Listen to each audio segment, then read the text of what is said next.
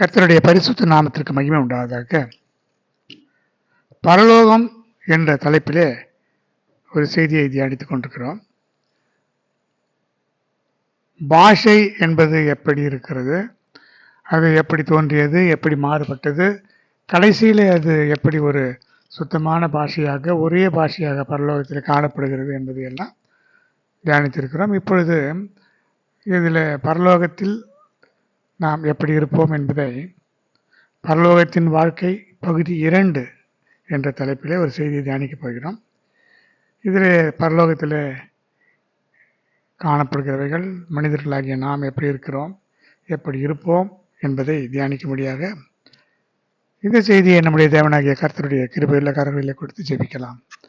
அன்பின் தெய்வமே, கர்த்தாவே, நன்றியோடு ஸ்தோத்திரிக்கிறேன்.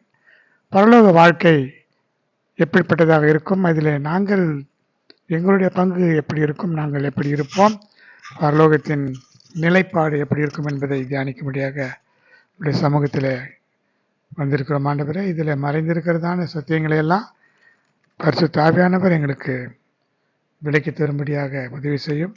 உடைய மேன்மையான நாமத்தை மகிமைப்படுத்திக் கொள்ளும் இயேசுவின் இன்ப நாமத்தில் வேண்டுகிறோம், ஜீவனுள்ள நல்ல பிதாவே, ஆமேன். கர்த்தருடைய பரிசுத்த நாமத்திற்கு மகிமை உண்டாவதாக. இப்படி எல்லா ஜனங்களும் ஓரிடத்திலே ஒரே சிங்காசனத்திலே அமர்ந்திருக்கும் போது பூமியிலே பாஷை, இனம், ஜாதி, நாடு என்ற அந்த வேறுபாடு காட்டாமல் உலகத்தில் இருக்கும்போதே எல்லாரும் தேவனுக்கு முன்பாக சமம் என்ற உணர்வுடன் வாழ்ந்தால்தான் பரலோகத்தில் நாம் ஒரே இடத்துல இருக்க முடியும். எனவே இந்த வேறுபாடு இல்லாமல் இந்த பூமியில் இருக்கும் பொழுதே நாம் பழக வேண்டும். அப்பொழுதுதான் பரலோகத்திலே ஒரே பாஷை, ஒரே சிங்காசனம், ஒரே தேவன், எல்லாரும் ஒரே ஜனங்கள் என்ற உணர்வோடு கூட நாம் இருக்க முடியும். இதற்கு காரணம் என்னவென்று சொன்னால், தேவனுடைய சித்தமே அப்படித்தான். பரலோகத்திலே கூட மனிதர்களுக்குள்ளே வேறுபாடுகள் இருக்கக்கூடாது என்பதற்காக தான் பூமியில் இருக்கும் பொழுதே அப்போஸ்தலர் 17ஆம் அதிகாரம் 26ஆம் வசனத்தில் சொல்லப்பட்டது போல, மனுஷ ஜாதியான சகல ஜனங்களையும் அவர் ஒரே இரத்தத்தினாலே தோன்ற பண்ணி பூமியின் மீதெங்கோ குடியிருக்க செய்து முன் தீர்மானிக்கப்பட்ட காலங்களையும் அவர்கள் குடியிருப்பின் எல்லைகளையும் குறித்திருக்கிறார். எல்லா ஜனங்களையும் ஒரே இரத்தத்தினாலே தோன்ற பண்ணினார். ஆதாம் மணினாலே உருவாக்கப்பட்டான். அவனுடைய விலாயிலிருந்து ஏவாள் உருவாக்கப்பட்டார். இப்படி இந்த சாதாரண மண் எப்படி மாம்சமாக தேவனாலே மாற்றப்பட்டதோ அப்படி மாற்றப்பட்ட பொழுது தேவன் மனிதர்களுக்கெல்லாம் ஒரு இரத்தத்தை ஏற்படுத்தினார். அது ஒரே இரத்தம்தான். ஆதாமுக்குள்ளே இருந்ததான அந்த இரத்தம் ஏவாளுக்கு சென்றது. ஆதாம் ஏவாளுக்குள்ளே இருந்ததான அதே இரத்தம்தான் வழி வழியாக இன்றைக்கு வரைக்கும் நமக்குள்ளே காணப்படுகிறது. அதனால் எல்லாரும் ஒரே இடத்துல குடியிருக்கக்கூடிய நிலை இல்லாமல் பூமியின் மீது எங்கோ குடியிருக்க செய்ய வேண்டும். ஏற்கனவே முன்பாகவே தீர்மானிக்கப்பட்ட காலங்கள், எந்தெந்த காலத்தில் யாரெல்லாம் வாழ வேண்டும், அவர்கள் குடியிருப்பினுடைய எல்லைகள், அவன் எந்த நாட்டில் பிறக்க வேண்டும், எங்கே இருக்க வேண்டும், எந்த காலத்தில் பிறக்க வேண்டும் என்பதெல்லாம் நம்மிடத்தில் ஒன்றுமில்லை. எல்லாம் தேவன் ஏற்கனவே முன் குறித்திருக்கிறார், நம்மை முன்னறிந்திருக்கிறார். உலக தோற்றத்துக்கு முன்னே கிறிஸ்து இயேசுக்குள்ளே நாம் அன்பிலே குற்றமற்றவர்களோ பரிசுத்தம் உள்ளவர்களுமாய் இருப்பதற்காக கிறிஸ்து இயேசுக்குள்ளே நம்மை தெரிந்து கொண்டார் என்று வேதம் சொல்லுகிறது. எனவே பூமியிலே வேறுபாடு இருக்கலாம், ஆனால் பூமியிலே இருக்கும் பொழுதே நம்முடைய வாழ்க்கை பரலோகத்தின் வாழ்க்கையை போல இருக்க வேண்டும். எல்லா மக்களையும் சமமாக எண்ணக்கூடிய ஒரு நிலை இருந்ததுதான். லாசரு ஐஸ்வர்யவான் விஷயத்தில் பார்க்கும்பொழுது, லாசரு சாதாரண ஒரு ஏழை. அவன் சரீரமெல்லாம் புண்கள், பருக்கள் தோன்றி அதிலிருந்து வடிகின்றதான அந்த இரத்தத்தை நாய்கள் நக்கியது என்றெல்லாம் கூட பார்க்கலாம். ஆனால் இந்த ஐஸ்வர்யவான் அவன் மிகுந்த செல்வமுடையவனாக இருந்தான். ஆனால் அவன் இவனை துரத்தி விடவில்லை. அவன் வேறு இவன் வேறு என்று வேறுபாடும் பார்க்கவில்லை. அவனை அவன் வீட்டின் வாசற்படியில் அனுமதித்திருந்தான் என்பதை வேதத்திலிருந்து அறிந்து கொள்கிறோம். ஆனாலும் கூட பரலோகத்தில் பார்க்கும்பொழுது இவர்கள் இருவரும் வேறு வேறு இடத்துல தான் இருக்கிறார்கள். ஆனால் ஒரு ஆவிக்குரிய மனிதனாக, ரட்சிக்கப்பட்ட மனிதனாக, பரலோகத்திலே வாழக்கூடிய ஒரு மனிதனாக இருக்கும் பொழுது யாராக இருந்தாலும் அவர்களுக்குள்ளே வேறுபாடு இருக்காது. இந்த பூமியில் இருக்கும் பொழுதே அவர்கள் அப்படி பழக வேண்டும் என்பதைத்தான் நாம் இந்த செய்தியிலே பார்க்கிறோம். அடுத்து, என்னதான் நாம் வேறுபாடு பார்க்காமல் இருந்தாலும், எல்லா மனிதர்களையும் நேசித்தாலும், நாம் எல்லாரும் ஒன்றுதான் என்று நினைத்தாலும், ஆவிக்குரிய ஜீவியத்தில் ஒரு காரியத்தை நாம் பின்பற்ற வேண்டும். அது என்னவென்றால் வேறுபாட்டின் ஜீவியம். எல்லா ஜனங்களையும் நேசிக்க வேண்டும், எல்லாரோடும் பழகலாம்.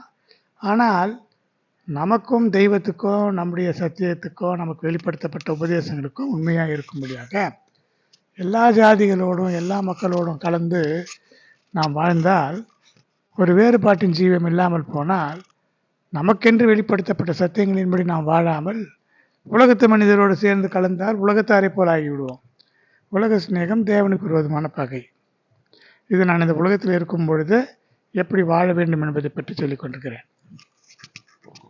உலகத்து ஜனங்களோடு நாம் வாழும் பொழுது அவர்களை நேசிக்கலாம், அவர்களோடு கலக்கலாம், பழகலாம். ஆனால் நமக்கென்று இருக்கிற வேறுபாட்டின் ஜீவியத்தோடு வாழ வேண்டும்.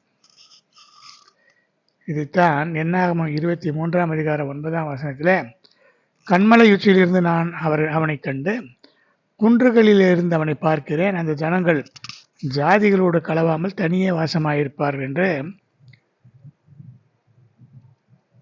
தீர்க்கதரிசி சபிக்கிறதற்காக வந்த தீர்க்கதரிசியாக்கிய பிலேயாம் அப்படி சொல்லுகிறான். இஸ்ரவேலை பற்றி சொல்லும்போது அவர்கள் ஜாதிகளோடு கலவாமல் தனித்து வாசமாயிருப்பார்கள். ரட்சிப்பின் 7 அனுபவங்களிலே ஒன்று வேறுபாட்டின் ஜீவியம். வேறுபாட்டின் ஜீவியம் இல்லாமல் இருந்தால் இந்த கனமான வாழ்க்கையை நம்மால் வாழவே முடியாது. எல்லா ஜனங்களோடு கலந்து எல்லா ஜனங்களைப் போலவும் வாழ்ந்தால் சத்தியத்தின்படி நடக்க முடியாது. ஏனென்றால் அவர்களுக்கு வெளிப்படுத்தப்பட்ட சத்தியம் வேறு, அந்த போதனைகள் வேறு, அவர்களுடைய உபதேசங்கள் வேறு. ஆனால் நமக்கு வெளிப்படுத்தப்பட்ட உபதேசத்தின்படி நாம் நடக்க வேண்டும். அடுத்து, இந்த பூமியிலே நடந்ததான காரியங்களை பார்க்கும்போது ஆதியாகமம் 6ஆம் அதிகாரம் 1 முதல் இருக்கிற வசனங்களை பார்த்தால், மனுஷர் பூமியின் மேல் பெருக துவங்கி அவர்களுக்கு குமாரத்திகள் பிறந்தபோது தேவகுமாரர் மனுஷகுமாரத்திகளை அதிக சௌந்தரியம் உள்ளவர்கள் என்று கண்டு அவர்களுக்குள்ளே தங்களுக்கு பெண்களை தெரிந்து கொண்டார்கள். அப்பொழுது கர்த்தர், என் ஆவி என்றைக்கும் மனுஷனோடு போராடுவதில்லை, அவன் மாம்சம்தானே, அவன் இருக்க போகிற நாட்கள் 120 வருஷம் என்று சொன்னார்.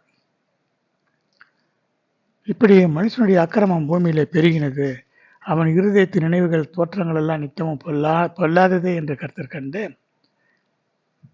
இந்த பூமியிலே நான் சிருஷ்டித்த மனுஷனை பூமியின் மேல் வைக்காமல் மனுஷன் முதற்கொண்டு மிருகங்கள், ஊரும் பிராணிகள், ஆகாயத்து பறவைகள் பரியந்தம் உண்டாயிருக்கிறவைகளை நிக்கிரகம் பண்ணுவேன், நான் அவர்களை உண்டாக்கினது எனக்கு மனஸ்தாபமாக இருக்கிறது என்று சொல்லி இந்த உலகத்தை ஜலப்பிரளயத்தினாலே அழித்தார்.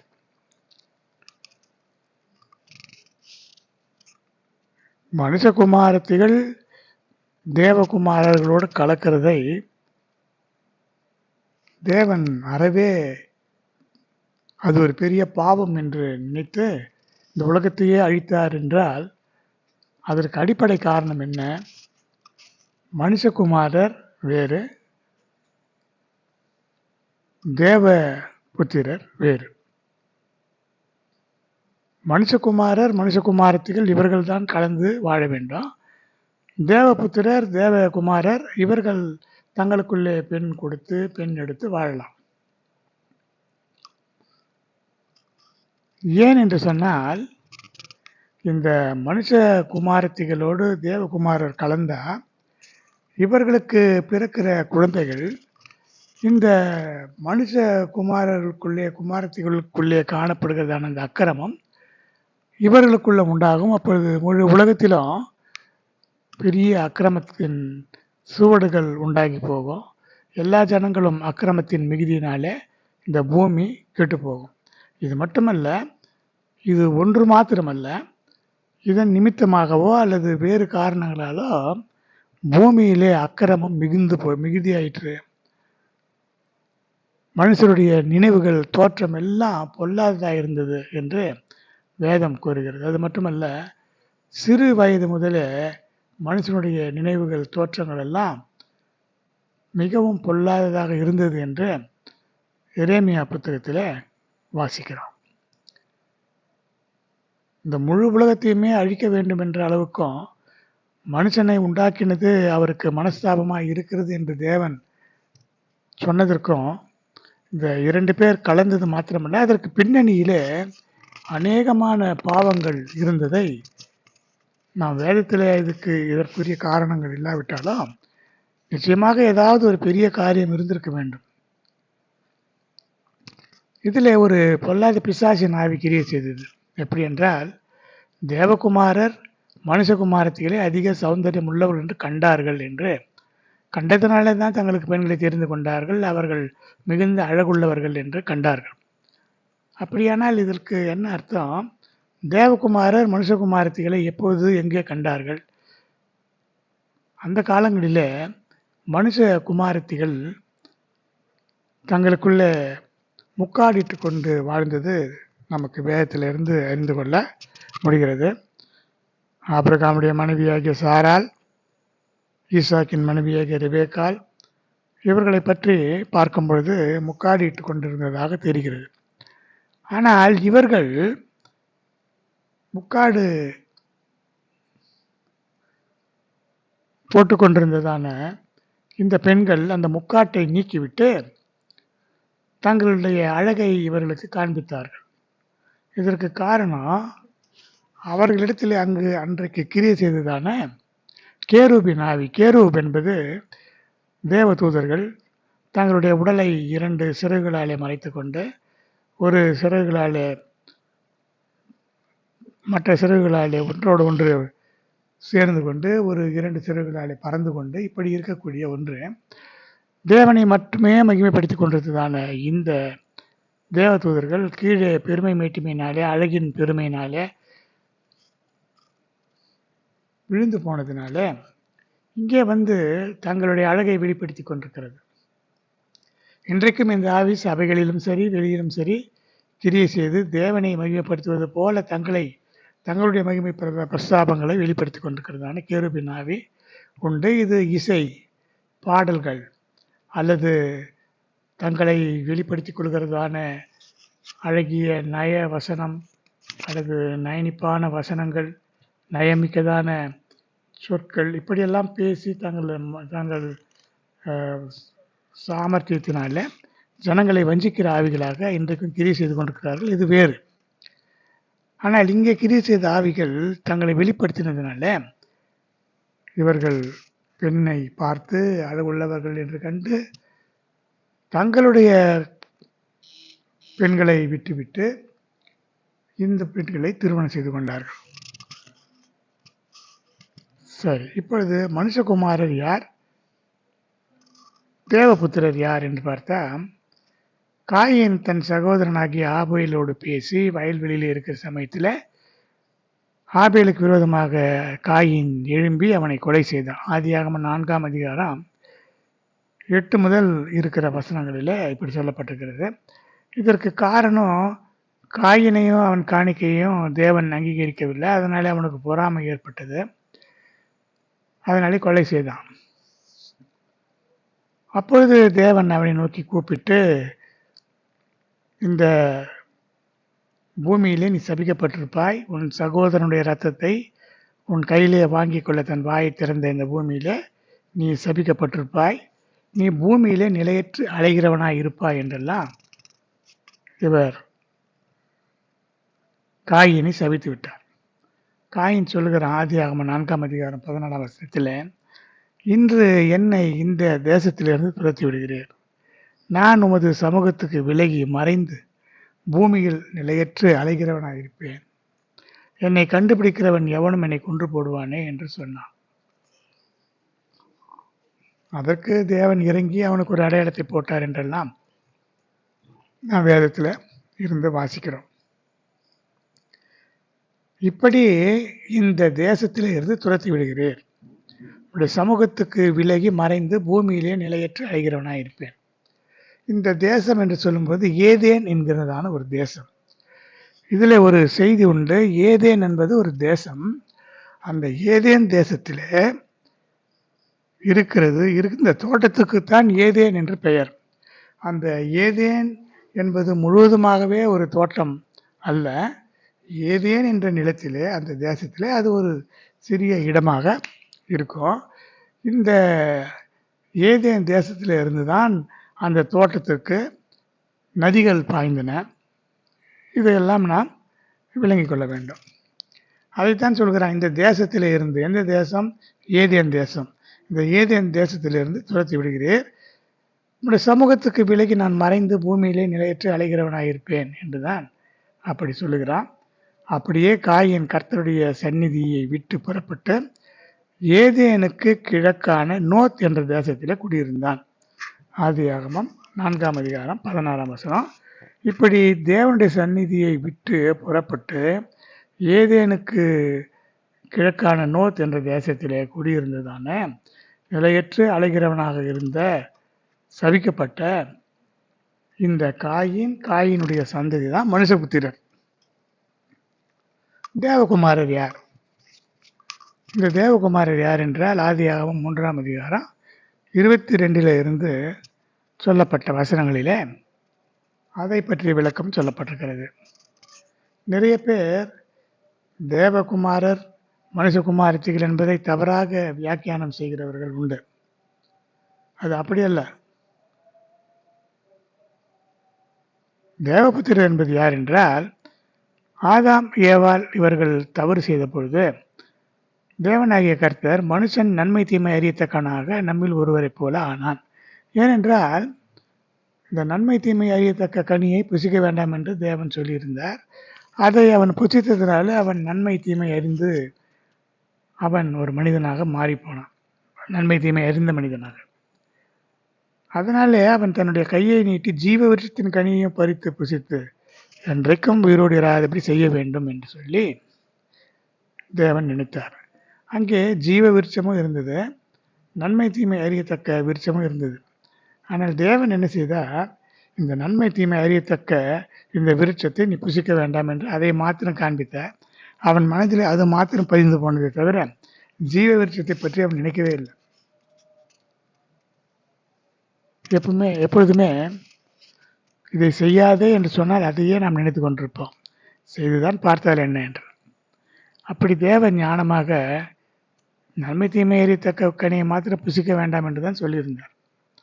குறிப்பிட்ட காலம் வந்த பிறகு அவன் நன்றாக ஒரு நிலைமையை அவன் அடைந்த பிறகு ஒருவேளை ஜீவ விருட்சத்தின் கனியை அவர் கொடுத்திருக்கலாம். ஆனால் ஜீவ விருட்சத்தின் கனியையும் இப்பொழுது அவன் புசித்து விட்டால் இவனுடைய ஆத்மா இப்பொழுது மரணத்துக்குள்ளாகி போனது. தேவன் 7 விதமான ஆசீர்வாதங்களை ஏதேன் தோட்டத்தில் மனுஷனுக்கு கொடுத்திருந்தார். அதிலே ஆத்மா என்றென்றைக்கும் நிலைத்திருக்கக்கூடிய நித்திய ஜீவனுடையதாக இருந்தது. அந்த நித்திய ஜீவனை அவன் அப்போது இழந்து போனான். தேவனுடைய மகிமையை இழந்து போனான். தேவனோடு கூட இருந்த ஐக்கியத்தை இழந்து போனான். இப்படி ஒரு நிலையாமை அவனுக்குள்ளே வந்துவிட்டது. என்றென்றைக்கும் வாழ்ந்து கொண்டிருக்கிறதான அந்த நித்தியமான அந்த நித்தியம் அவனை விட்டு நீங்கி போயிற்று.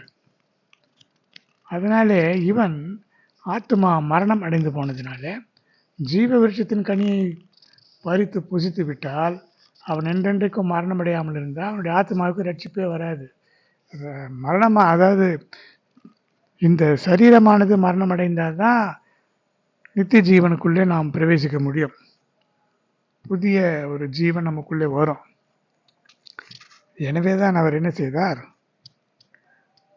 அந்த ஜீவ விருட்சத்தின் கனியை கூட அவன் பறித்து புசித்து விடக்கூடாது என்பதற்காக அவன் எடுக்கப்பட்ட மண்ணை பண்படுத்த தேவனாகிய கர்த்தர் அவனை ஏதேன் தோட்டத்திலிருந்து அனுப்பிவிட்டார். அவன் எடுக்கப்பட்ட மண் என்றால் என்ன? ஏதேன் தோட்டத்திற்கு வெளியே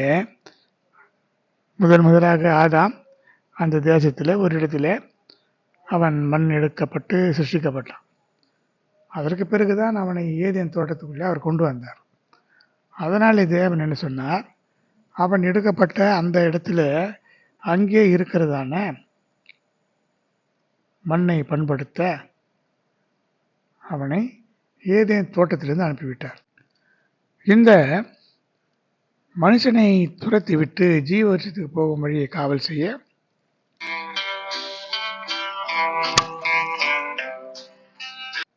கர்த்தருடைய பரிசுத்த நாமத்திற்கு மகிமை உண்டாவதாக. இப்படி கர்த்தர் அவனை ஏதேன் தோட்டத்திலிருந்து அனுப்பிவிட்டார். தேவனுடைய பிரசன்னத்திலே இருந்து அவன் வெளியே அனுப்பிவிடப்பட்டான். அது மட்டுமல்ல, அந்த ஏதேன் தோட்டத்துக்கு கிழக்கே கேருபீன்களை வீசிக்கொண்டிருக்கிற சுடரொளி பட்டயத்தை வைத்தார் என்று பார்க்கிறோம். இந்த கேருபீன்களைத்தான் இப்பொழுது நாம் தியானித்தோம் அல்லவா. இதில் விழுந்து போகாத கேருபீன்கள் அது காவலுக்காக, பரலோகத்திலும் பூமியிலும் தேவனாலே காவலுக்காக, காப்பாற்றுவதற்காக அபிஷேகம் பண்ணப்பட்ட கேருப் என்று அவனுக்கு பெயர் உண்டு. அவன் விழுந்து போனது எதற்காக என்று சொன்னால், தன்னுடைய அழகு, தன்னுடைய அறிவு, இந்த பெருமைகளினாலே விழுந்து போனான் என்று ஏசாயா புத்தகத்தில் நாம் பார்க்கிறோம். இப்படி இவர்கள் ஏதேன் தோட்டத்துக்குள்ளேயே ஏதேன் தோட்டத்துக்கு புறம்பே ஏதேன் தேசத்திலே இருந்து தேவனுடைய பிரசன்னத்திலே இருக்கிறவர்கள் இவர்கள் தேவபுத்திரர். எப்படி என்று சொன்னால், பின்பு ஆதாம் தன் மனைவி அறிந்தான், அவள் ஒரு குமாரனை பெற்று காயின் கொலை செய்த ஆபேலுக்கு பதிலாக தேவன் எனக்கு வேறொரு புத்திரனை கொடுத்தார் என்று சொல்லி அவனுக்கு சேத் என்று பெயரிட்டாள். சேத்துக்கு ஒரு குமாரன் பிறந்தான், அவனுக்கு ஏனோஸ் என்று பெயரிட்டான். அப்பொழுது மனுஷர் கர்த்தருடைய நாமத்தை தொழுது கொள்ள ஆரம்பித்தார்கள். இதுதான் முக்கியமான வசனம். ஆதியாகமம் 4:26 கர்த்தருடைய நாமத்தை மனுஷர் இங்கே தொழுது கொள்ள ஆரம்பித்தார்கள். ஆனால் மனுஷகுமாரர்கள் வெளியே புறம்பே போய்விட்டார்கள். அவர்கள் யாரையெல்லாம் தொழுதார்கள், எப்படியெல்லாம் தொழுதார்கள் என்பதை நாம் வேதத்திலிருந்து அறிந்து கொள்ளலாம். அந்த வெளியே போன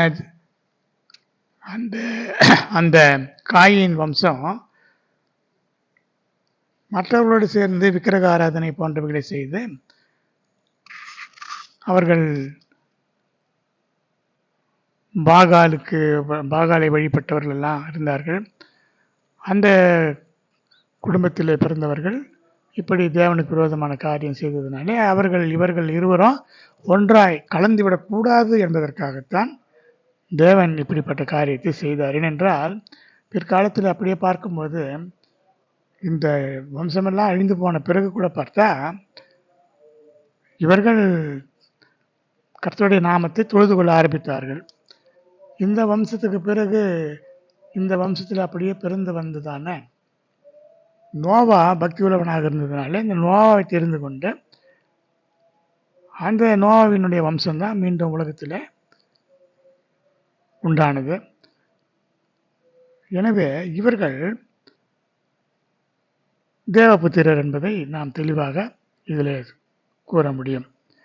இதை கர்த்தராகிய இயேசு கிறிஸ்து யோவான் எழுதிய சுவிசேஷம் 10 முதல் 36 வரை இருக்கிற வசனங்களில் இருந்து அறிந்து கொள்ளலாம். இயேசு அவர்களுக்கு பிரதியுத்தரமாக, தேவர்களாய் இருக்கிறீர்கள் என்று நான் சொன்னேன் என்பதாய் உங்கள் வேதத்தில் எழுதியிருக்கவில்லையா? தேவ வசனத்தை பெற்றுக்கொண்டவர்களை தேவர்கள் என்று அவர் சொல்லியிருக்க, வேத வாக்கியமும் தவறாததாக இருக்க, பிதாவினால் பரிசுத்தமாக்கப்பட்டும் உலகத்தில் அனுப்பப்பட்டும் இருக்கிற நான் என்னை தேவனுடைய குமாரன் என்று சொன்னதினாலே தேவ தூஷணம் சொன்னாய் என்று நீங்கள் சொல்லலாமா என்று அவர் சொல்லியிருக்கிறதை நாம் பார்க்கலாம். அப்படி தேவ வசனத்தை பெற்றுக்கொண்டவர்கள் தேவர்கள், அவர்கள் தேவனுடைய புத்திரர்கள். தேவ வசனம் என்று சொன்னால் என்ன? தேவனை, தேவனுடைய வசனத்தை, தேவனுடைய கட்டளைகளை, தேவனுடைய நியாயப்பிரமாணத்தை, தேவனுடைய பிரசன்னத்தை பெற்றுக்கொண்டு அவரை வழிபட்டவர்கள் தேவனுடைய புத்திரர். இதை விட்டுவிட்டு வேறு பல விதமாக பேசுவது தவறு. நோவாவுக்கு சேம், காம், யாப்பேத் என்ற 3 குமாரர்கள் இருந்தார்கள். இவர்கள் மூலமாக உலகமெங்கும் இப்போது இருக்கிற ஜனங்களாகிய நாம் எல்லாரும் தோன்றினோம். சேமுடைய வம்சத்தில் ஆபிரகாம் பிறந்தார். ஆபிரகாமுடைய வம்சத்தில் இஸ்ரவேலர்கள் தோன்றினார்கள். காம் என்று சொல்லும்போது காம் மூலமாக கானானியர்கள் போன்றவர்கள் பிறந்தார்கள். யாப்பேத்தின் மூலமாக ஆங்கிலம் பேசுகிற வெள்ளைக்காரர்கள், அவர்களுடைய பிரிவு பிரிந்து போயிருக்கிறது.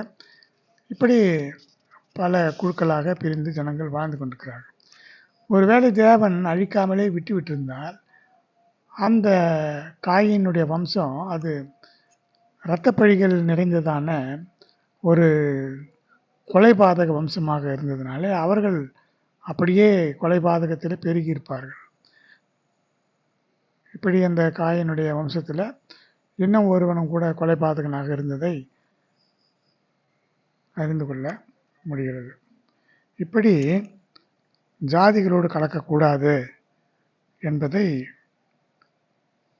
தேவன் மிகுந்த எச்சரிக்கையோடு சொல்லியிருக்கிறார். இஸ்ரவேல் ஜனங்கள் பிறகு எகிப்திலிருந்து புறப்பட்டு கானானுக்குள்ளே போகும் பொழுது அவர் சொன்ன முக்கியமான ஒரு காரியம், இந்த ஜாதிகளோடு கலக்கக்கூடாது, அவர்களுடைய தேவர்களின் பெயரை நினையாமல், அவர்களை கொண்டு ஆணையிடாமல், அவர்களை சேவியாமல், பணிந்து கொள்ளாமல் இருக்க வேண்டும். யோசுவா 23ஆம் அதிகாரம் 7ஆம் வசனத்தில் இப்படி இருக்கிறது. அப்படி நீங்கள் கலந்து கொண்டால் என்ன நடக்கும்? இந்த நல்ல தேசத்திலிருந்து உங்களை நிர்மூலமாக்க மட்டும் தீமையான சகல காரியங்களையும் கர்த்தர் வர பண்ணுவார். கர்த்தருடைய கோபம் உங்கள் மேல் பற்றி எரியும். இந்த தேசத்திலிருந்து நீங்கள் சீக்கிரமாக அழிந்து போவீர்கள். நீ சுதந்திரிக்க போகிற இந்த தேசத்தில் உன் தேவனாகிய கர்த்தர் உன்னை பிரவேசிக்க பண்ணி உன்னை பார்க்கிலும் ஜனம் பெருத்த ஜாதியாகிய ஏத்தியர், கிர்காசியர், எமோரியர், கானானியர், பெரிசியர், ஏவியர், எபூசியர் என்ற 7 பலத்த ஜாதிகளை உனக்கு முன்பாக துரத்தினார். எனவே நீ அவர்களோடு சம்பந்தம் கலவாயாக, உன் குமாரத்திகளை அவருடைய குமாரர்களுக்கு கொடாமலும், அவர்கள் குமாரத்திகளை உன் குமாரருக்கு கொல்லாமலும் இருப்பாயாக. என்னை பின்பற்றாமல் அந்நிய தேவர்களை சேவிக்கும்படி அவர்கள் உன் குமாரரை விலக பண்ணுவார்கள். அப்பொழுது கர்த்தருடைய கோபம் உங்கள் மேல் மூண்டு உங்களை சீக்கிரமாக அழிக்கும். இதெல்லாம் தெளிவாக தேவன் சொல்லியிருக்கிறார். அப்படியானால் என்னவென்றால் ஜாதிகளோடு கலக்கக்கூடாது. ஜாதிகள் என்று சொன்னால் இப்பொழுது இருக்கிறது போல ஜாதிகள் எல்லாம் கிடையாது. ஜாதிகள் 2 ஜாதிகள் தான். ஒன்று மனுஷகுமாரர், தேவபுத்திரர், அவ்வளவுதான். இப்பொழுது நாம் நிறைய ஜாதிகளை வைத்துக் கொண்டிருக்கிறோம். இப்பொழுது இந்த வசனங்களை வைத்துக்கொண்டு சிலர் சொல்லுகிறார்கள், எங்கள் ஜாதியிலே தான் நாங்கள் பெண் எடுப்போம், மற்றவர்களோடு கலக்க மாட்டோம் என்றெல்லாம் சொல்லுகிறார்கள். அது தவறு. அப்படி இல்லை. அதற்கு விளக்கமே வேறு. அதை நாம் இப்பொழுது தியானிக்கலாம். ஜாதிகளோடு கலந்தால் என்ன நடக்கும் என்றால், இந்த கானான் தேசத்தில் எமோரியர் இருந்தார்கள். இவர்கள் பயங்கரமான விக்கிரக ஆராதனைக்காரர். அதனால தான் கர்த்தர் என்ன செய்தார், இந்த விக்கிரக ஆராதனைக்காரர் இடத்திலே அவர்கள் கலந்து விடக்கூடாது என்பதற்காக கானான் தேசத்திலே பஞ்சம் வரும்படியாக ஒரு சூழ்நிலை உருவான பொழுது அவர்களை இஸ்ரேல் ஜனங்களை எகிப்துக்கு போய் அங்கே 400 வருடங்கள் தங்கியிருக்கும்படியாக செய்தார். அப்பொழுது ஆபிரகாமுக்கு அவர் சொன்னார், நீங்கள் 400 வருடங்கள் எகிப்தில் தங்கியிருக்க வேண்டும். எமோரியருடைய அக்கிரமம் நிறைவேறவில்லை. அப்பொழுது அதற்கு பிறகு இந்த ஜாதிகளுடைய விக்கிரக ஆராதனை, வேசித்தனம் இதெல்லாம் தேசத்தை தீட்டுப்படுத்தி தேசத்திலே மழை பெய்யாதபடி தடுத்து தேசத்தின் நன்மையை கெடுத்து இருக்கிறதுனால அவர்களெல்லாம் துரத்தி விட்டார். அவர்களை துரத்தி அந்த நல்ல தேசத்துக்கு இவர்களை கொண்டு வந்து, இஸ்ரேல் ஜனங்களை கொண்டு வந்து வைக்கும் பொழுது இவர்கள் அந்த ஜாதிகளோடு கலக்கக்கூடாது. கலந்தால் விக்கிரக ஆராதனை, வேசித்தனம் எல்லாம் செய்யும் பொழுது அவர்களுக்கு நன்மை உண்டாகாது, அந்த ஜாதிகளுக்கு ஏற்பட தீமைகள் உண்டாகி போகும். எனவே தான் அவர் என்ன சொன்னார், நீங்கள் ஜாதிகளோடு கலக்கக்கூடாது என்று தெளிவாக சொல்லியிருந்தார். ஆனாலும் ஜனங்கள் ஜாதிகளோடு கலந்தார்கள். இதனாலே அவர்களுக்குள்ளே ஆசீர்வாத குறைவு ஏற்பட்டது. அதற்கு பிறகு சாலமோன் போன்ற மிகுந்த தேவ கிருபையை பெற்று ஆசீர்வாதங்களை பெற்று அவன் கூட ஜாதிகளின் அந்த பெண்களை திருமணம் செய்து கொண்டதுனால அவன் விக்கிரக ஆராதனைக்காரனாக மாறி போனான். அதனாலே அவன் தேசத்தை, ராஜ்யத்தை ஆளுகை இழந்து போனான். அதைத் தொடர்ந்து அந்த வம்சத்தில், அவனுடைய வம்சத்தில் அப்படியே தொடர்ந்து பிறந்த அந்த ராஜாக்கள் எல்லாம், பெரும்பாலான ராஜாக்கள் விக்கிரக ஆராதனை செய்து மிகுந்த இழப்புக்கு ஆளானார்கள். கடைசியிலே அவர்கள் அந்த தேசத்தை விட்டு துரத்துண்டு உலகம் முழுவதுமாக சிதறடிக்கப்பட்டார்கள். கடைசியிலே ஏற்கனவே தேவன் சொல்லியிருந்தது போல அவர்கள் மேலே இறங்கி மீண்டும் கொண்டு வந்து இஸ்ரவேல் தேசத்தில் வைத்திருக்கிறார். எனவே தான் ஜாதிகளோடு கலக்கக்கூடாது என்று சொன்னாரே தவிர, ஒரு குறிப்பிட்ட சமுதாயத்தை சேர்ந்தவர்கள் அதே குறிப்பிட்ட சமுதாயத்தில் தான் சேர வேண்டும் என்பதெல்லாம் இப்பொழுது அந்த நியமம் எல்லாம் கிடையாது. இப்பொழுது இந்த ஜாதிகள் என்று பார்க்கும்பொழுது, நோவாவுடைய குமாரர் சேம், காம், யாப்பேத், இவர்களுக்கு பிள்ளைகள் பிறந்தார்கள். இவர்கள் வம்சங்களின்படி, பாஷைகளின்படியே வேறு வேறு தேசங்களாக பகுக்கப்பட்டார்கள். யாப்பேத்தின் குமாரரை பார்க்கும்போது கோமர், மாகோகு, மாதா, யாவான், தூபால், மேஷக்கு, தீராஸ், இவர்களெல்லாம் வெள்ளைக்காரர்கள் என்று ஆராய்ச்சியாளர்கள் சொல்கிறார்கள். அடுத்து காமுடைய குமாரர் யார் என்று சொன்னால் கூஷ், மிஸ்ராயிம், பூத், கானான் என்பவர்கள். இவர்கள், கானான் என்பவன் சபிக்கப்பட்டான். அவர்கள் கானானியர் என்று அழைக்கப்பட்டார்கள். இந்த கூஷின் மகனான நிம்ரோத் என்பவன் விக்கிரக ஆராதனையில் அவன்தான் அதற்கு தந்தை என்று சொல்லப்படுகிறான். சேமுக்கு பிள்ளைகள் பிறந்தார்கள். இந்த சேமுடைய வம்சத்தில் தான் ஆராம் பிறந்தான். அந்த ஆராமின் வம்சத்தில் தேராகு, ஆபிராம், நாகோர், ஆரான் என்பவர்கள் பிறந்தார்கள் அல்லவா. அதில் இந்த வம்சத்திலே தேராகுடைய வம்ச வரலாற்றை பார்க்கும்போது தேராகு, ஆபிராம், நாகோர், ஆரான் என்பவர்களை பெற்றான். இந்த ஆபிராமின் வம்சத்தில் தான் ஆபிரகாமுடைய குமாரனாகிய ஈசாக்கு, ஈசாக்கினுடைய குமாரனாகிய யாக்கோபு, இந்த யாக்கோபுடைய வம்சத்தில் பிறந்த 12 பேர்கள் தான் இஸ்ரவேல் வம்சமாக இருக்கிறார்கள். இப்படி இந்த இஸ்ரவேல் வம்சம் தேவனாலே தெரிந்து கொள்ளப்பட்டவர்கள். மற்ற அனைவரும், நாம் எல்லாருமே புறஜாதியர். தேவனாலே தெரிந்து கொள்ளப்பட்டு தேவனை ஏற்றுக்கொண்ட யாராக இருந்தாலும் அவர்கள் ஆவிக்குரிய இஸ்ரவேலர் என்றால் அவர்கள் வசனத்தை ஏற்றுக்கொண்ட தேவகுமாரர். இதை நாம் ஏற்கனவே பார்த்தோம். அடுத்து இந்த புறஜாதியர் தேவனாகிய கர்த்தரை வணங்கி தொழுது கொள்ளாமல் விக்கிரக ஆராதனை செய்பவர்களாக இருக்கிறதுனால இவர்களோடு கலந்து விக்கிரக ஆராதனை செய்கிற ஒரு வம்சம் உண்டாகக்கூடாது என்பதற்காகத்தான் தேவன் தடுத்தார். இந்த காலத்தில் உள்ள ஜாதிகள் போல பிற்காலத்தில் ஜனங்களால் உண்டாக்கப்பட்டவை எல்லாம். இதில் பார்க்க வேண்டியது கர்த்தரை தெய்வமாக கொண்டு வாழ்கிறார்களா இல்லையா. கர்த்தரை தெய்வமாக கொண்டு வாழ்கிறார்கள் என்பதை கண்டால் திருமணம் செய்து கொள்ளலாம், அதில் எந்த தடையும் இல்லை. எனவே ஒரே இடத்திலே வாழ்வதற்காகத்தான் பரலோகம் சொல்லுகிறோம். அங்கே ஒவ்வொரு ஜாதிக்கு, ஒவ்வொரு மொழிக்கு, ஒவ்வொரு தேசத்துக்கு தனித்தனியாக இடம் இல்லை. இதை நாம் தெளிவாக புரிந்து கொள்ள வேண்டும். நமக்குள்ளே, கிறிஸ்தவர்களுக்குள்ளேயே பல சபை வேறுபாடு உண்டு, அது வேறு. அவருடைய பழக்க வழக்கங்கள் ஒரு பக்கமாக இருக்கும். அதே நேரத்தில் ஜாதி என்று சொல்லப்பொழுது ஜாதிக்கு முதலிடம் கொடுப்பது தவறு. ஏனென்றால் பரலோகத்திலே ஒவ்வொரு ஜாதிக்கு தனித்தனி இடம் கிடையாது, எல்லாருக்கும் ஒரே இடம்தான். அது மட்டுமல்ல, நம்முடைய சரீரத்துக்குமே பரலோகத்தில் இடம் கிடையாது. மாம்சமும் ரத்தமும் தேவனுடைய ராஜ்யத்தை சுதந்திரிக்க மாட்டாது. ஆவிதான், எல்லா ஆவியும் பொது தான், அதில் எந்த ஜாதி என்றெல்லாம் கிடையவே கிடையாது. அதனால தான் கர்த்தர் இந்த ஆவிகள் தான் பரலோகத்தில் இருக்க வேண்டும் என்று ஏற்கனவே முன்கூட்டி தீர்மானித்திருக்கிறார். ஏனென்றால் ஆவி என்பது வெறும் காற்று தான், அதற்கு சரீரம் கிடையாது. ஒருவேளை சரீரத்தோடு நாம் போனால் இந்த ஜாதி வித்தியாசம், பாஷை வித்தியாசம், இதையெல்லாம் நாம் அங்கும் கூட பார்க்கலாம். அடுத்து இதை 1 கொரிந்தியர் 12ஆம் அதிகாரம் 13ஆம் வசனத்தில் சொல்லப்பட்டிருக்கிறது, நாம் யூதராயினும் கிரேக்கராயினும் அடிமைகளாயினும் சுயாதீனராயினும் எல்லாரும் ஒரே ஆவினாலே ஒரே சரீரத்துக்குள்ளாக ஞானஸ்நானம் பண்ணப்பட்டு எல்லாரும் ஒரே ஆவிக்குள்ளாகவே தாகம் தீர்க்கப்பட்டோம்.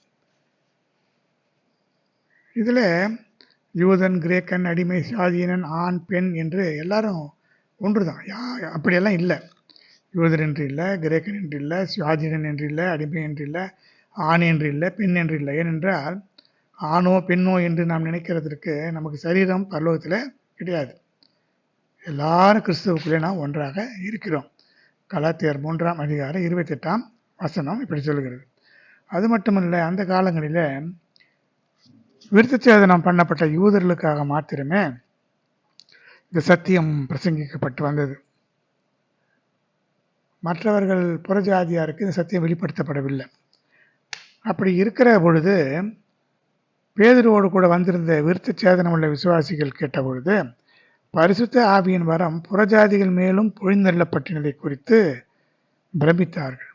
அப்பொழுது பேதுரு சொல்லுகிறார், நம்மை போல பரிசுத்த ஆவியை பெற்ற இவர்களும் ஞானஸ்நானம் பெறாதபடிக்கு எவனாகிலும் தண்ணீரை விளக்கலாமா என்று சொல்லி அவர்களுக்கெல்லாம் ஞானஸ்நானம் கொடுத்தார்.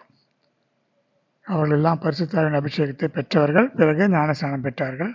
இப்படி பரிசுத்த ஆவியானவர் என்பது யார் என்றால், தேவனுடைய ஆவியானவரே பரிசுத்த ஆவியானவர்.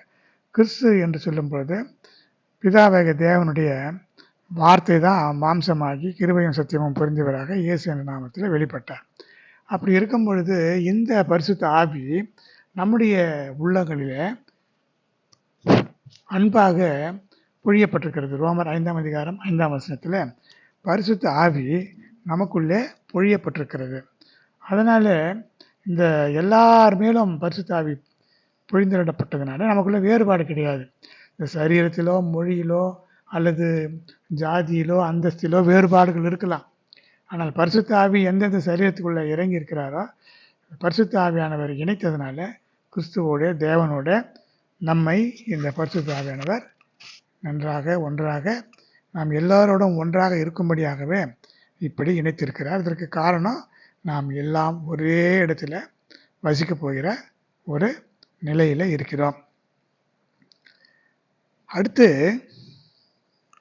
இந்த சரீரத்தோடு நாம் இருப்போமா அல்லது இந்த சரீரம் இல்லாமல் இருப்போமா என்பது சிலருக்கு ஒரு சந்தேகம் இருக்கிறது. இதை பரிசுத்த பவுல் சொல்கிறார், மரித்தோர் எப்படி எழுந்திருப்பார்கள், எப்படிப்பட்ட சரீரத்தோடு வருவார்கள் என்று ஒருவன் சொல்வானாகில், நீ விதைக்கிற விதை செத்தால் ஒழிய உயிர்க்க மாட்டாதே. நீ விதைக்கிற பொழுது இனி உண்டாகும் மேனியை விதையாமல்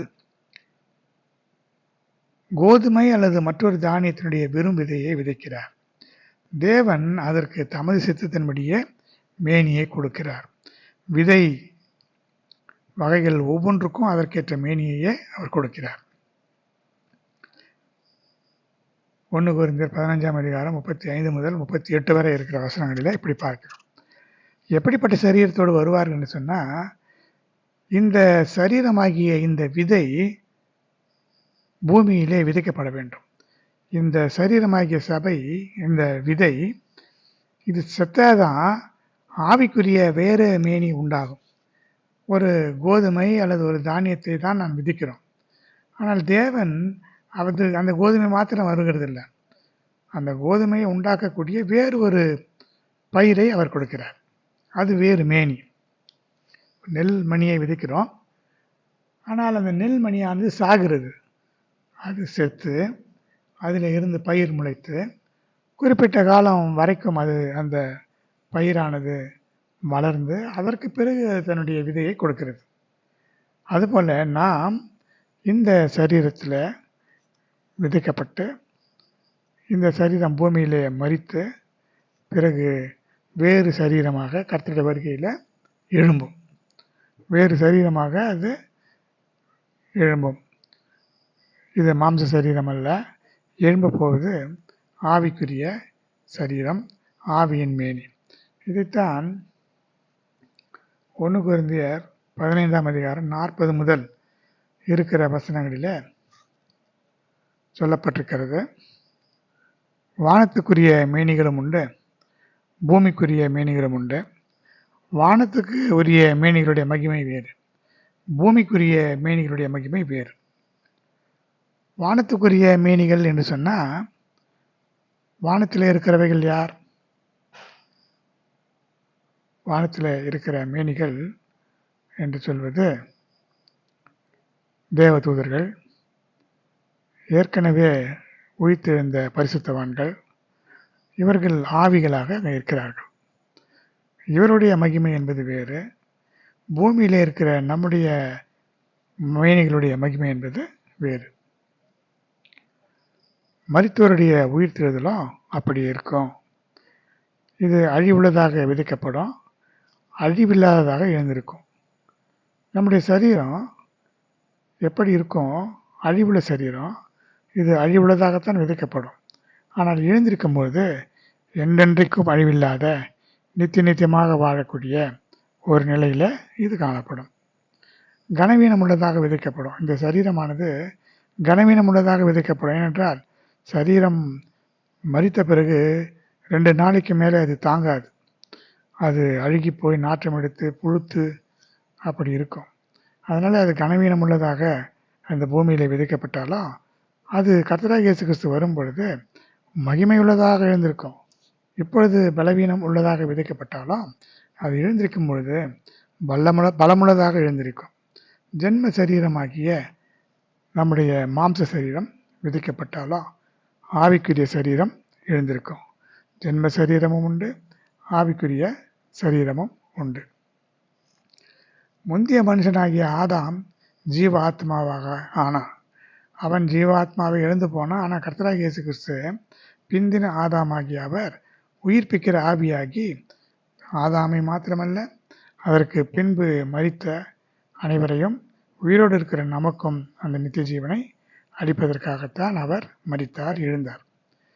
இப்படி ஆவிக்குரிய சரீரம் முந்தினதல்ல. ஏனென்றால் ஆவிக்குரிய சரீரம் செத்து போன பிறகுதான் உண்டாகும். ஆனால் ஜென்ம சரீரமாகிய மாம்ச சரீரம் அதுதான் முந்தியது. ஆவிக்குரிய சரீரம் பிந்தினது. முந்தின மனுஷன் பூமியிலே இருந்து உண்டான மண்ணானவன். நாம் எல்லாம் பூமியிலே இருந்து மண்ணிலே இருந்து உண்டானவர்கள். 2ஆம் மனுஷனாகிய கர்த்தர் வானத்திலிருந்து வந்தவர். மண்ணானவன் எப்படிப்பட்டவனோ மண்ணானவர்களும் அப்படிப்பட்டவர்களே. இப்பொழுது மண்ணிலே இருந்து எழுந்த நாம் மண்ணானவன் எப்படிப்பட்டவனோ, ஆதாம் எப்படிப்பட்டவனோ, நம்முடைய முற்பிதாக்கள் எப்படிப்பட்டவர்களோ அப்படிப்பட்டவர்களாக நாம் இருக்கிறோம். ஆனால் வானத்துக்குரியவர் எப்படிப்பட்டவரோ வானத்துக்குரியவர்களும் அப்படிப்பட்டவர்கள். இந்த பூமிக்கு உரியவர்களாக இருக்கிற நாம் பூமியின் சிந்தையை உடையவர்களாக இருந்தோம். ஆனால் வானத்துக்கு உரியவர்களாக நாம் மாறப்பட்ட பொழுது, நாம் பரிசுத்தவான்களாக்கப்பட்ட பொழுது, அபிஷேகம் பண்ணப்பட்ட பொழுது, ஞானஸ்நானம் பெற்ற பிறகு, ரட்சிக்கப்பட்ட பிறகு இந்த பூமியின் சாயலை நாம் எழுந்து போனோம். வானத்துக்குரிய சாயலை உடையவர்களாக ஆகி போனோம். அதனால தான் மண்ணானவருடைய சாயலை நாம் அணிந்திருந்தோம் இவ்வளவு காலம். இப்பொழுது வானவருடைய சாயலை அணிந்து கொள்வோம். இதுவரைக்கும் மண்ணானவனுடைய சாயலை நாம் அணிந்திருந்தோம். இனி வானவருடைய சாயலை அணிந்து கொள்வோம் என்று இதில் நமக்கு சொல்லப்பட்டிருக்கிறது. அடுத்து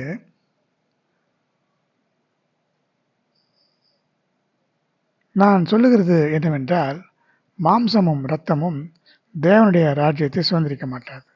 அழிவுள்ளதும் அழியாமையை சுதந்திரிப்பதில்லை.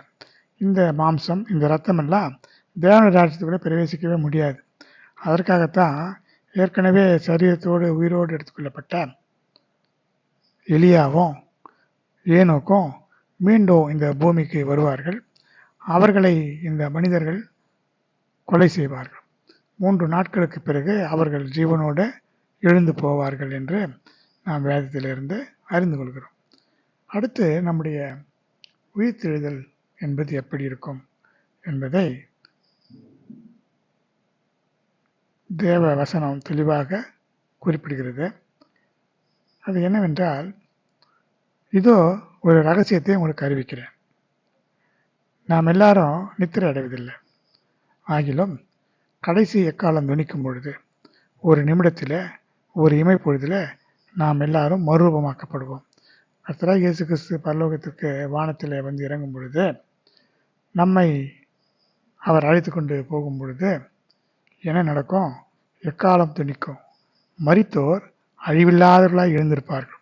ஏற்கனவே மரித்து அடக்கம் பண்ணப்பட்டு இந்த பூமியிலே கல்லறைக்குள்ளே இருக்கிறவர்கள் கல்லறைகள் வெடித்து இந்த ஆவிக்கு உரிய சரீரமாக அவர்கள் எழுந்திருப்பார்கள். அவருடைய சரீரம் ஏற்கனவே அழிந்து போயிருக்கும்.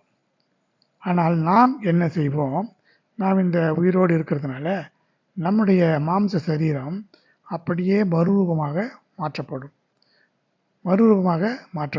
இதுதான் மறுரூபம். ஒரு நிமிஷத்தில், ஒரு இமைப்பொழுதிலே நாம் எல்லாரும் மறுரூபமாக்கப்பட போகிறோம். நாம் எல்லாருமே நித்திரை அடைகிறது இல்லை. ஏனென்றால் கர்த்தருடைய ரகசிய வருகையில் அப்பொழுது உயிரோடு சிலர் இருப்போம். கடைசிய காலம் துணிக்கும் பொழுது இப்படி நடக்கும். அழிவுள்ளதாகிய இந்த சரீரம் அழியாமையை, சாவுக்கு எதுவான இந்த சரீரம் சாவாமையும் தரித்து கொள்ள வேண்டும். அழிவுள்ளதாகிய இது அழியாமையும், சாவுக்கு எதுவான இது சாவாமையும் தரித்து கொள்ளும் பொழுது மரணம் ஜெயமாக விழுகப்பட்டது என்று எழுதியிருக்கிற வார்த்தை நிறைவேறும் என்று சொல்லப்பட்டிருக்கிறது. அடுத்து பரலோகத்திலே நாம் எப்படி இருப்போம் என்பதை கர்த்தராகிய இயேசு கிறிஸ்து தெளிவாக சொல்லியிருக்கிறார்.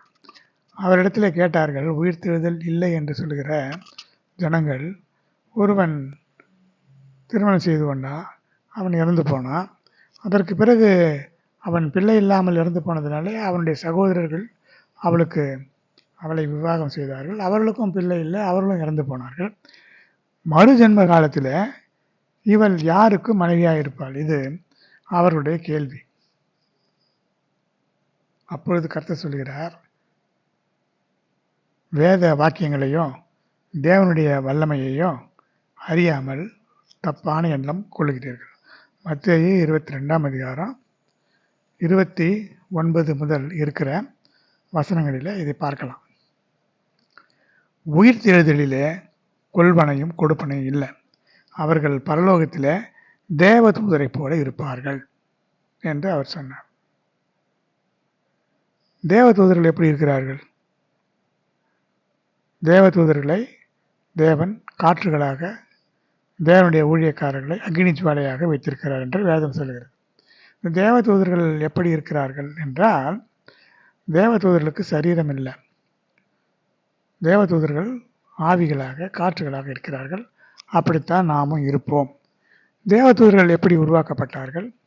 சங்கீதம் 33ஆம் அதிகாரம் 3 முதல் 6 வரை இருக்கிற வசனங்களில் இதை பற்றி தெளிவாக சொல்லப்பட்டிருக்கிறது. அவர் தம்முடைய வாயின் சுவாசத்தினால சர்வ சேனைகளையும் உண்டாக்கினார். இந்த சர்வ சேனைகள் என்பது என்ன? வானம், பூமி, காற்று, ஆகாயம், நட்சத்திரங்கள், சூரியன், சந்திரன்.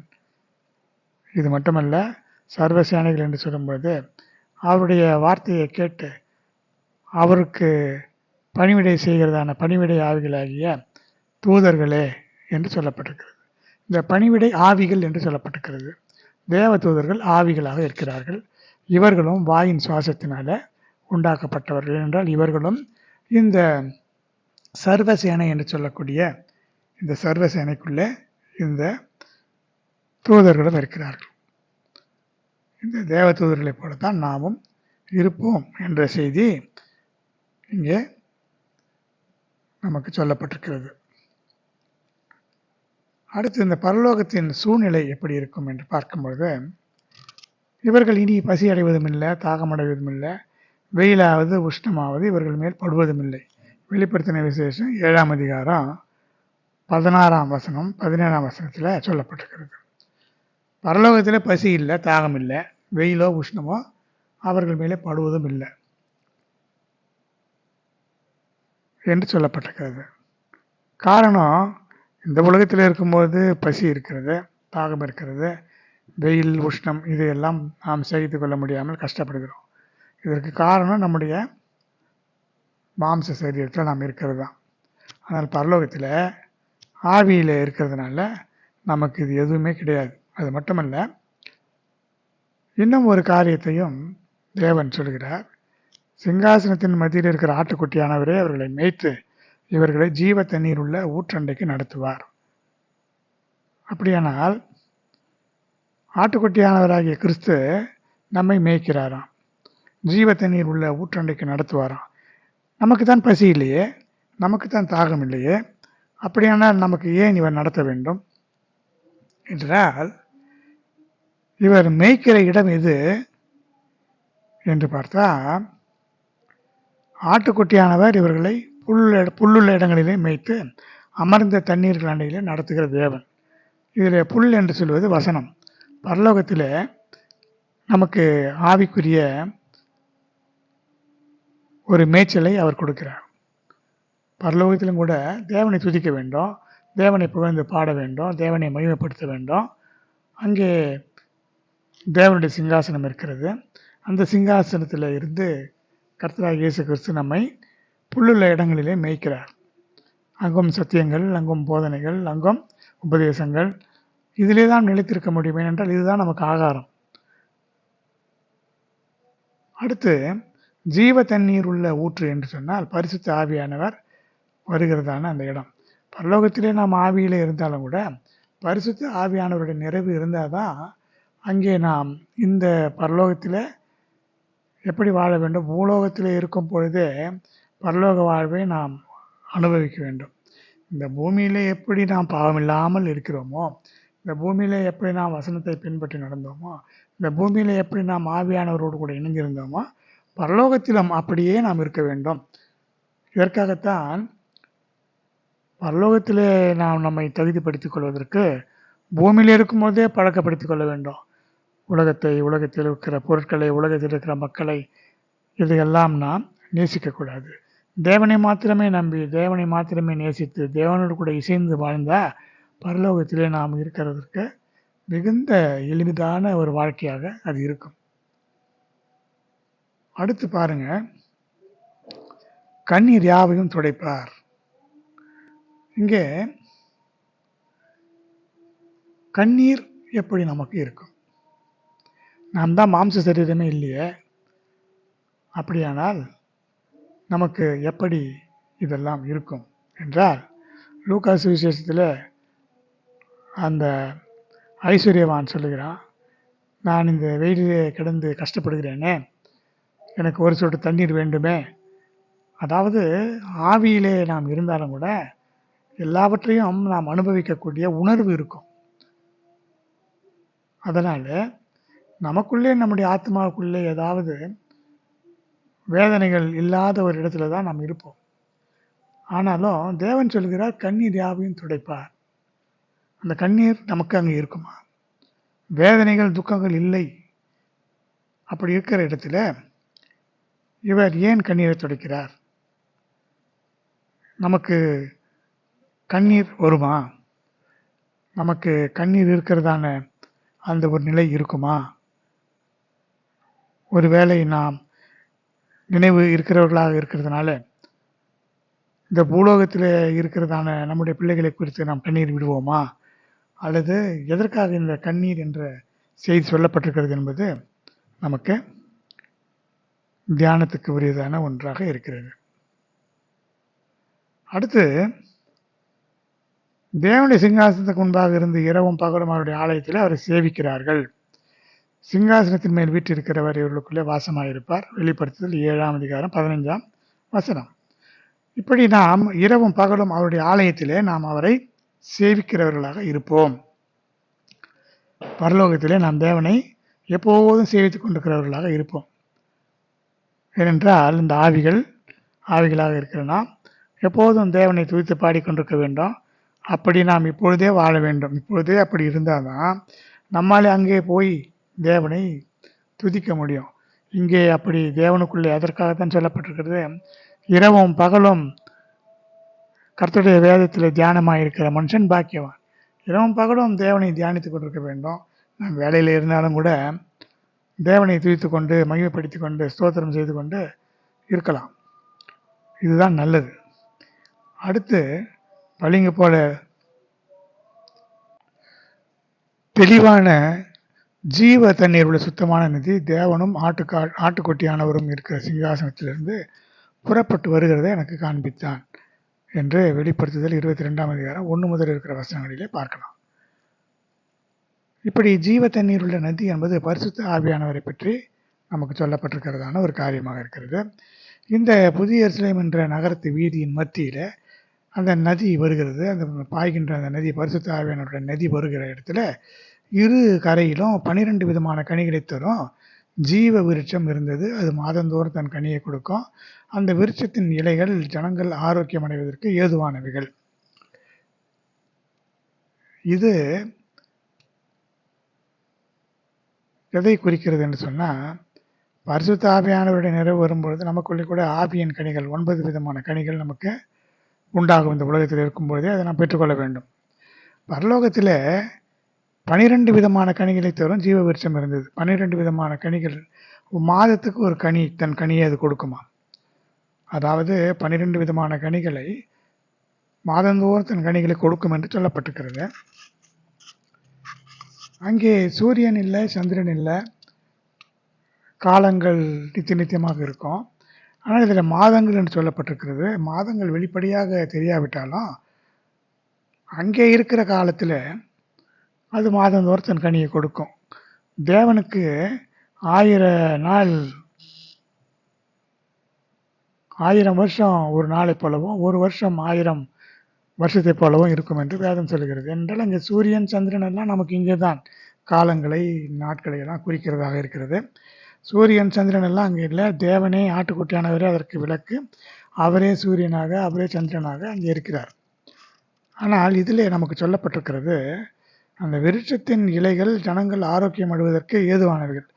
ஆனால் அந்த இலைகளை நாம் சாப்பிட போவதில்லை. நாம் இங்கேயே தெய்வீக சுகத்திலே இருந்து பழக்கப்பட வேண்டும் என்று அதற்காகத்தான் சொல்லப்பட்டிருக்கிறது.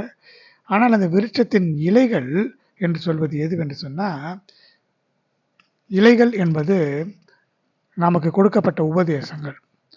இந்த உபதேசங்களை நாம் அங்கேயும் பின்பற்றி நடக்க வேண்டும். இந்த உபதேசங்களின்படி நடந்தால் தான் நமக்கு அது நம்முடைய ஆத்மாவுக்கு ஆவிக்கு அது ஆரோக்கியமாக இருக்கும். இந்த ஜீவ விருட்சம் நமக்கு தன் கனியை கொடுக்கும் என்று சொல்கிறது. இந்த ஜீவ விருட்சம் என்று சொல்வது எதுவென்று சொன்னால், அங்கே நமக்கு பசி இல்லை, தாகம் இல்லை. அப்படியானால் நமக்கு எதற்கு அங்கே விருட்சம்? அதை நாம் பறித்து புசிக்க போகிறோமா? இல்லை. இந்த ஜீவ விருட்சம் என்பது எது தெரியுமா? ஆவியானவர் சபைகளுக்கு சொல்கிறதை காதுள்ளவன் கேட்க கடவன். ஜெயங்கொள்ளுகிறவன் எவனும் அவனுக்கு தேவனுடைய பரதீசின் மத்தியில் இருக்கிற ஜீவ விருட்சத்தின் கனியை புசிக்க கொடுப்பேன். ஜெயங்கொள்ளுகிறவனுக்கு மறைவான மன்னாவை புசிக்க கொடுப்பேன். ஏனென்றால் மறைவான மன்னா என்பது வசனம். மறைவான மன்னா என்ற வசனம் என்று சொல்லும்போது கர்த்தராகிய இயேசு கிறிஸ்து. ஜீவ விருட்சத்தின் கனி என்று சொல்வதும் கர்த்தராகிய இயேசு கிறிஸ்து. கர்த்தராகிய இயேசு கிறிஸ்துவை நாம் புசிக்கிறோம். அதற்காகத்தான் நித்திய ஜீவனுக்காக தேவன் சொல்லும் பொழுது, என் மாம்சத்தை புசித்து என் ரத்தத்தை பானம் பண்ணுகிறவனுக்குள்ள நித்திய ஜீவன் உண்டு. பூமியிலேயே அதை நாம் அனுபவிக்க வேண்டும். அவருடைய மாம்சத்தை புசிக்கிறது என்பது, அவருடைய மாம்சம் என்பது தேவனுடைய வசனங்கள். அந்த வசனங்களை தியானிக்க வேண்டும். அவருடைய ரத்தம் என்று சொல்லுவது நித்திய ஜீவனை அடிக்கக்கூடிய அவருடைய ரத்தத்தை நாம் புசிக்க வேண்டும், குடிக்க வேண்டும், பானம் பண்ண வேண்டும். இதைத்தான் இந்த வசனங்கள் சொல்லுகிறது. யாரும் அறியக்கூடாத ஒரு புதிய நாமத்தை நமக்கு கொடுப்பதாக சொல்லுகிறார். இனி ஒரு சாபம் இராது. தேவனும் ஆட்டுக்குட்டியானவரும் இருக்கிற சிங்காசனம் அதில் இருக்கும். அங்கே ராக்காலம் இருக்காதான். விளக்கும் சூரியனுடைய வெளிச்சமும் வேண்டுவதில்லை. தேவனாகிய கர்த்தரே அவர்கள் மேல் பிரகாசிப்பார். அவர்கள் சதா காலங்களிலும் அரசாளுவார்கள் என்று வெளிப்படுத்துதல் 22ஆம் அதிகாரம் 1 முதல் இருக்கிற வசனங்களில் எழுதப்பட்டிருக்கிறது. இப்படி கூறப்பட்டிருக்கிற இந்த பரலோகத்தில் நாம் வாழும்படியாக கர்த்தர் நம்மை தகுதிப்படுத்தும்படியாக ஜெபிக்கலாம். அன்பின் தெய்வமே, இப்பொழுது நாங்கள் தியானித்த இந்த வசனங்களின்படி நாங்கள் ஜீவிக்க பரலோகத்தில் காணப்பட எங்களுக்கு உதவி செய்யும்.